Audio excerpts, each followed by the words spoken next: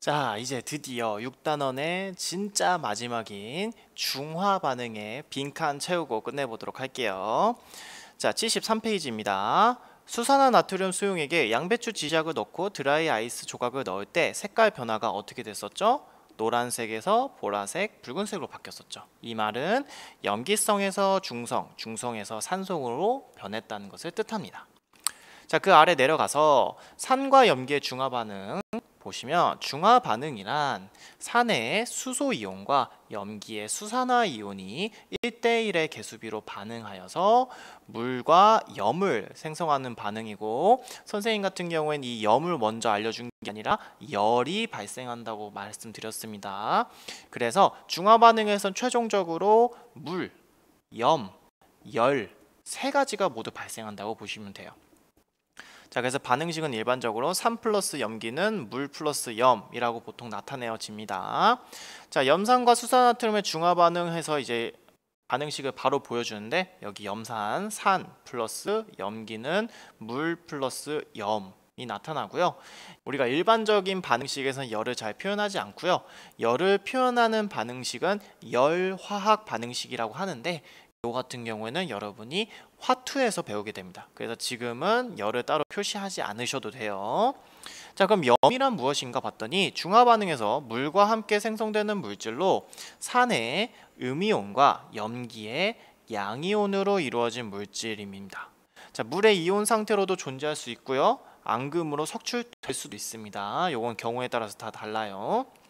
자, 그럼 중화열은 무엇인가? 중화 반응에서 발생하는 열을 중화 반응이라고 했죠? 그래서 이 중화열로 인해서 혼합용액의 온도가 올라간다고 우리가 배웠습니다.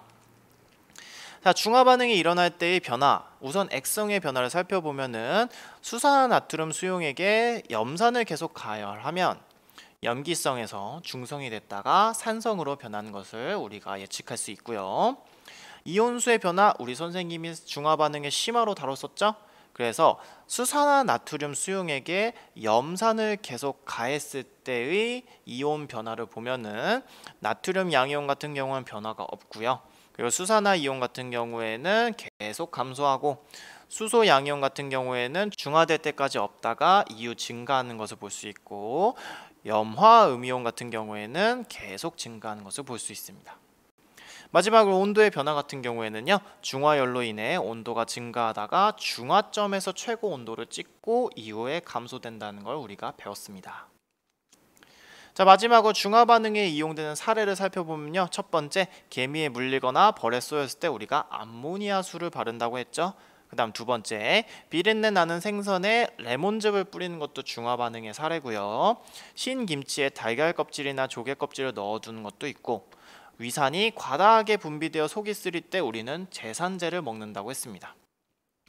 그리고 다섯 번째, 산성화된 토양에 우리가 석회가루를 뿌려서 중화시킨다는 것도 알려드렸고요.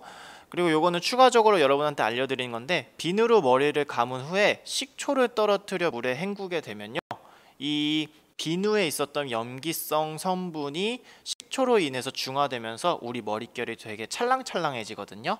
이것도 하나의 사례로 여러분이 알고 넘어가시면 좋을 것 같습니다. 자, 여기까지 하면은 우리가 중화 반응의 빈칸 채우기도 끝내면서 우리 6단원 화학 변환을 드디어 마무리하게 되는데요.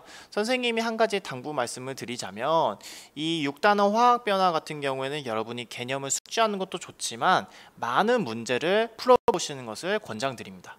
왜냐하면 우리가 살펴본 반응식은 되게 극히 일부에 불과해요. 막상 여러분이 시험 상황에서 새로운 반응식을 만나게 되면은 당황할 수 있거든요.